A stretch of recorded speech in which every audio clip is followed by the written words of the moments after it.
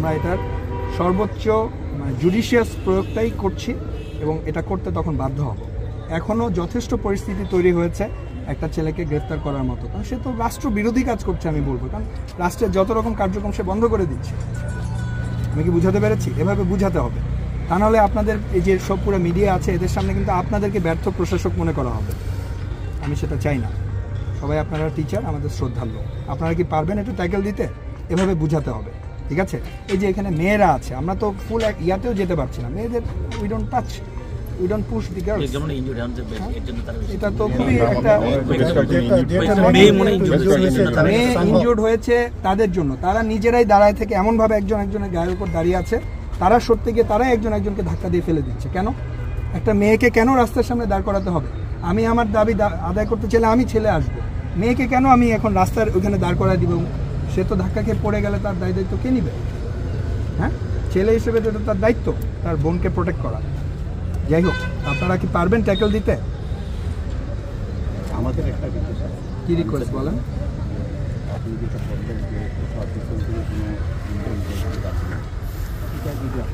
আপনি আগে আইডেন্টিফাই করে আমাকে বলেন যে 5টা ছেলে যারা আপনার কথা শুনছে না, আপনার কাছে কি লিস্ট আছে, চিহ্নিত ব্যক্তি আছে যারা শুনছে না?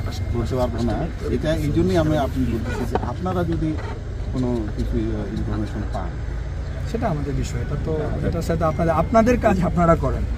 আমরা আমাদের দিক থেকে চেষ্টা করতেছি, আমরা আরও বোঝানোর চেষ্টা করতেছি, আমাদের সব টিচাররা বোঝানোর চেষ্টা করবে। আর আজকে যে কিছু আমাদের ছেলেমেয়েরা ইনজুর্ড হয়েছে, তারা তো আসলে চিন্তা করছে তারা একটা দাবি আদায়ের জন্য গেছে, হ্যাঁ তারা তাদের কথা চিন্তা করতেছে। আমরা দাবি আদায় করতে গেছি, ভালো একটা কাজের জন্য গেছি, কিন্তু আমরা ইনজুর্ড হয়ে গেলাম। মানে জিনিসটা তাদের সেন্টিমেন্ট হচ্ছে এইটা, তাদের সেন্টিমেন্ট আপনি পাবলিকলি স্টেট করলে হবে না। তাদের সেন্টিমেন্টটুকু সবাই, সকল জনগণ বুঝে, তাদের সেন্টিমেন্ট তো আমিও বুঝতে পারছি, এই জন্য তো আমি সময় দিয়েছি। গতকাল করেছে তারা, গতকাল দাঁড়িয়েছিল তারা, গতকাল দাঁড়ালো না, তখন সেনাবাহিনী এসেছিল? আমরা দূর থেকে দেখেছি, কারণ শান্তিপূর্ণ ছিল। দাঁড়াও, এখানে দাঁড়াও, রাস্তার দুই পাশে দাঁড়াও, মিডিয়ার সাথে আমরাও আজকেও তাই মনে করছি শান্তিপূর্ণভাবেই থাকি। মিডিয়ার সাথে কথা বলতে চাইলে মিডিয়ার সাথে কথা বলবে, এখানে সকল মিডিয়ার ভাইরা আছে। অ্যাটেনশন যেটা গ্র্যাব করার করছে, এখানে না কেন? আমি যে এখন কথা বলছি মিডিয়া অ্যাটেনশন পাচ্ছে না, তাহলে ওরা এখানে দাঁড়ায় কথা বলতে কি সমস্যা?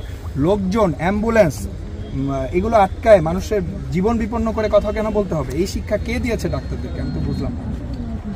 আমি কি বুঝাতে পেরেছি? আপনারা প্লিজ ওদের সাথে কথা বলেন। সেটা আমরা এগ্রিও করতেছি না যে তারা রাস্তা বন্ধ করবে, এটা ঠিক, এটা করা যাবে। এটা দাবি নিয়ে শান্তিপূর্ণভাবে দাঁড়াইছিল, আমরা ওইটুকুই জানতাম।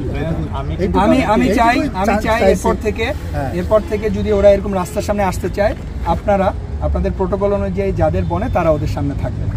আমি দেখতে চাই তারা তাদের প্রফেসরদেরকে ক্রস করে রাস্তার উপর যাচ্ছে।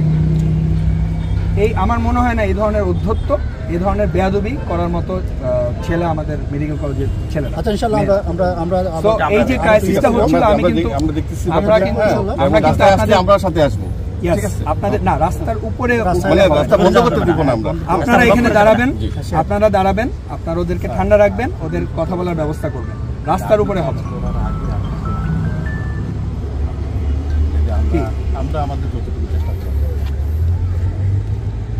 শান্তিপূর্ণটা হঠাৎ করে তো বিশৃঙ্খল তৈরি হয়েছে না, শান্তিপূর্ণ হঠাৎ করে বিশৃঙ্খলা হয়নি।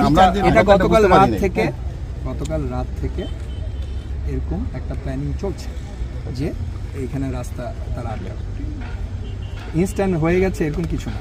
এটা আপনাদেরও ব্যর্থতা, যে এসব যে কানাঘুষা চলছে এটা আপনারা জানতে পারবেন। যাই হোক, মেইন কথা হচ্ছে এত কথা বলে তো হবে না।